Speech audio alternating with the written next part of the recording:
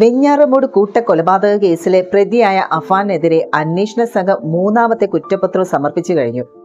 സഹോദരനായ അഫ്സാനെയും അതുപോലെ തന്നെ പെൺ സുഹൃത്തായ ഫർസാന എന്നിവരെ കൊലപ്പെടുത്തിയ കേസിലാണ് നെടുമങ്ങാട് കോടതിയിൽ കുറ്റപത്രം സമർപ്പിച്ചത്.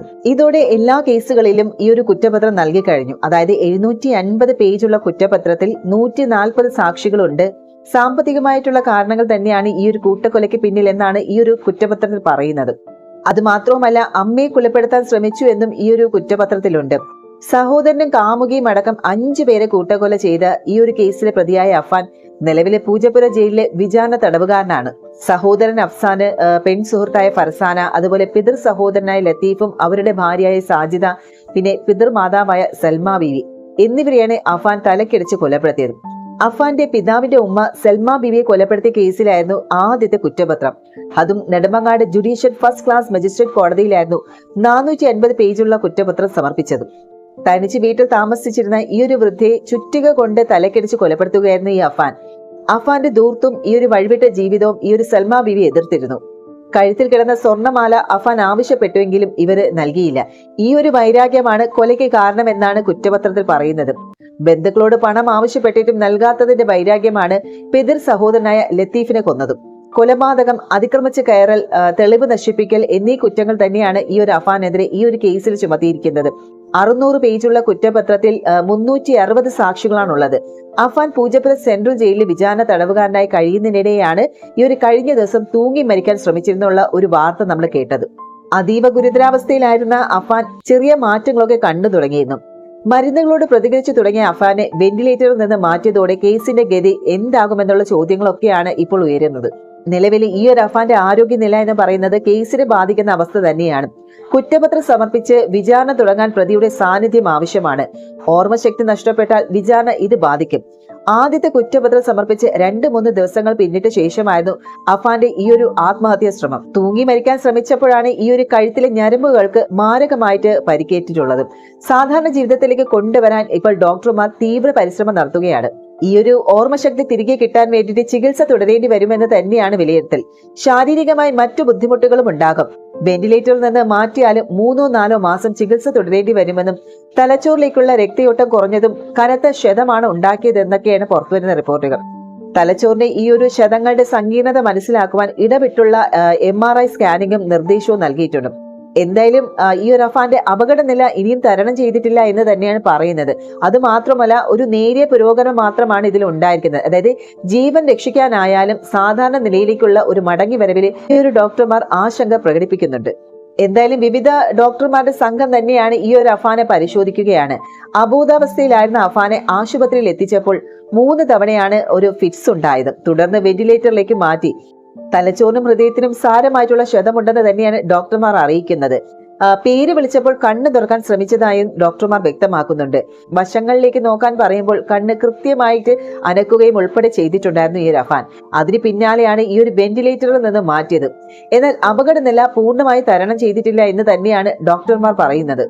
ഓക്സിജൻ നൽകുന്നുണ്ട്, വായുവിലൂടെയും മൂക്കിലൂടെയൊക്കെ ട്യൂബ് ഇട്ടും.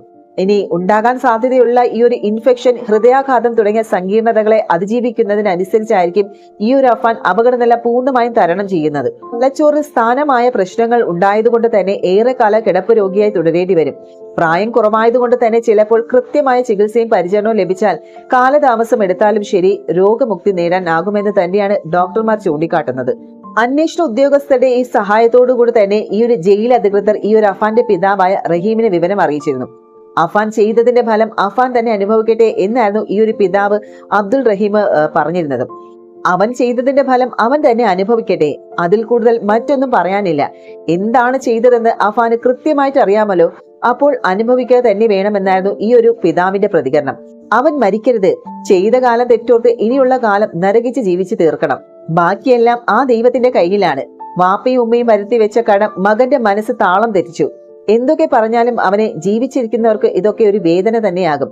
അവൻ പോട്ടെ, ഇങ്ങനെയുള്ളവരെ തിരിച്ചു കൊണ്ടുവന്നിട്ട് ഇനി എന്തിനെ ഇവന്റെ ശിക്ഷ വിധിച്ചു എന്ന് ഓർത്താൽ മതി. ഒരു ചെറുപ്പക്കാരന് വന്ന ഗതി പട്ടിണിയും പരിവട്ടവും ആണെങ്കിലും മര്യാദയുണ്ടെങ്കിൽ സുഖമായി ജീവിക്കാമായിരുന്നു. മാതാപിതാക്കൾക്കും കൂടപ്പിറപ്പിനും കുടുംബക്കാർക്കും കൂട്ടുകാർക്കും താങ്ങും തണലുമായി സന്തോഷത്തോടെ. പക്ഷേ ഒരു നിമിഷത്തെ എടുത്തുചാട്ടം പല കുടുംബങ്ങളെയും സ്വന്തം കുടുംബത്തെയും ഇല്ലാതാക്കി. തുടങ്ങി നിരവധി പ്രതികരണങ്ങൾ തന്നെയാണ് ഈ ഒരു അഫാൻ ആത്മഹത്യ ചെയ്തതിന് പിന്നാലെ വരുന്ന മലയാളികളുടെ പ്രതികരണം എന്ന് പറയുന്നത്.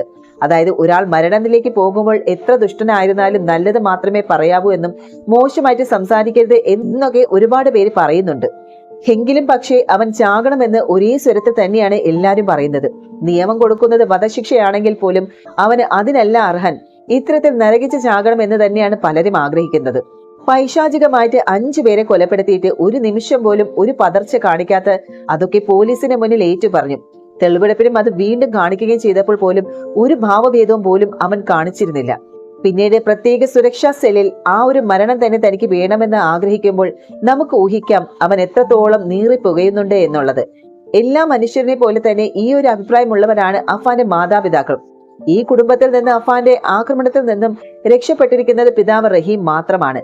പക്ഷെ എന്നിട്ട് പോലും ഇന്ന് ആ ഒരു പിതാവ് ആരാലും വേദനകളെ തുടച്ചു മാറ്റാനാകാതെ സ്വന്തം വീട് നഷ്ടപ്പെട്ട ഉമ്മയെ പരലോകത്തേക്ക് പറഞ്ഞയച്ച വീട്ടിൽ മറ്റുള്ളവരുടെ കനിവ് കൊണ്ട് ജീവിതം തള്ളി നിൽക്കുകയാണ്.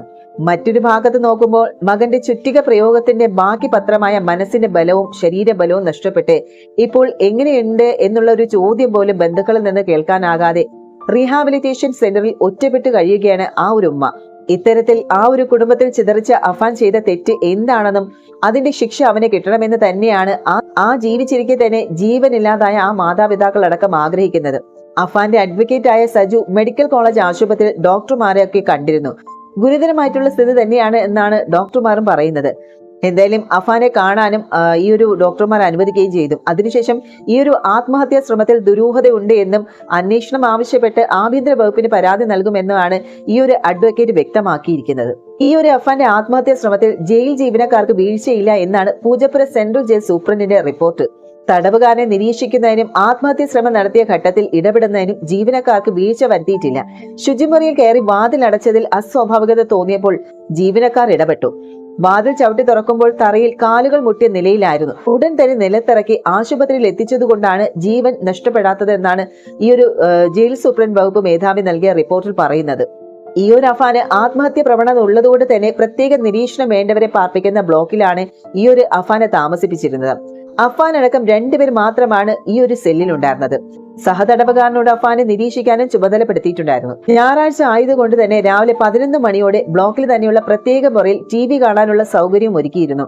അഫാനെ നിരീക്ഷിക്കുന്ന സഹതടവുകാരൻ ഫോൺ ചെയ്യാൻ വേണ്ടിയിട്ട് പോയപ്പോഴായിരുന്നു ഈ ഒരു അലക്കി ഉണക്കാനിട്ടിരുന്ന മുണ്ടെടുത്ത് ശുചിമുറിയിൽ കയറി അഫാൻ ആത്മഹത്യക്ക് ശ്രമിച്ചത്. ജയിൽ ഉദ്യോഗസ്ഥർ പ്രാഥമിക ശുശ്രൂഷ നൽകിയതിനു ശേഷം മെഡിക്കൽ കോളേജ് ആശുപത്രിയിലേക്ക് എത്തിക്കുകയായിരുന്നു. ജയിലിനുള്ളിലെ ജയിൽ എന്നറിയപ്പെടുന്ന UT ബ്ലോക്കിലാണ് അഫാനെ പാർപ്പിച്ചിരുന്നത്. പ്രതി മുൻപും ജീവനെടുക്കാൻ ശ്രമിച്ചത് കൊണ്ട് തന്നെ അതീവ സുരക്ഷ വേണമെന്ന് ഈ ഒരു പോലീസിന് റിപ്പോർട്ട് ഉണ്ടായിരുന്നു. എന്നിട്ടും കൃത്യമായിട്ടുള്ള സുരക്ഷ ഒരുക്കാത്ത നടപടിയിലെ ഉന്നതതല അന്വേഷണം ആദ്യമൊക്കെ ആരംഭിച്ചിരുന്നു. ജയിലിലെത്തിയ ശേഷവും അഫാന്റെ പെരുമാറ്റത്തിലെ ചില അസ്വാഭാവികതകൾ കണ്ടിരുന്നു. ശാന്തമായിട്ടാണ് എല്ലാവരോടും പെരുമാറിയത്. എങ്കിൽ പോലും ആരോടും വലിയൊരു അടുപ്പം കാണിച്ചിരുന്നില്ല. അഫാൻ വിഷാദ രോഗത്തിന്റെ പിടിയിലായിരുന്നു എന്നാണ് ജയിൽ അധികൃതർ പറയുന്നത്. വിഷാദ രോഗത്തിന് ഡോക്ടർമാരെയും കണ്ടിരുന്നു. ആത്മഹത്യ പ്രവണതയും കാണിച്ചിരുന്നു. അതുകൊണ്ട് തന്നെ സദാസമയം ജയിൽ അധികൃതരുടെ നിരീക്ഷണത്തിൽ തന്നെയായിരുന്നു അഫാൻ. പിതാവായ റഹീം വിദേശത്ത് കുടുങ്ങിയപ്പോൾ പോലും അഫാനും ഉമ്മയും സഹോദരനും അടങ്ങിയ ആ ഒരു കുടുംബത്തിന് 48 ലക്ഷം രൂപയോളം കടം പെരുകി. ഇതിലെ വഴക്ക് പറഞ്ഞത് മാത്രമല്ല, കടം വീട്ടാൻ സഹായിക്കാത്തത് കൊണ്ടും തന്നെ ആ ഒരു വൈരാഗ്യത്തോടെ ഒക്കെയാണ് ഈ ഒരു ഉറ്റവരെ അഫാൻ കൊലപ്പെടുത്തിയത്. കൊലപാതകങ്ങൾക്ക് ശേഷം വിഷം കഴിച്ച് ആത്മഹത്യക്ക് ശ്രമിച്ച അഫാൻ പോലീസ് കസ്റ്റഡിയിലും ജീവനെടുക്കാൻ ശ്രമിക്കുകയായിരുന്നു.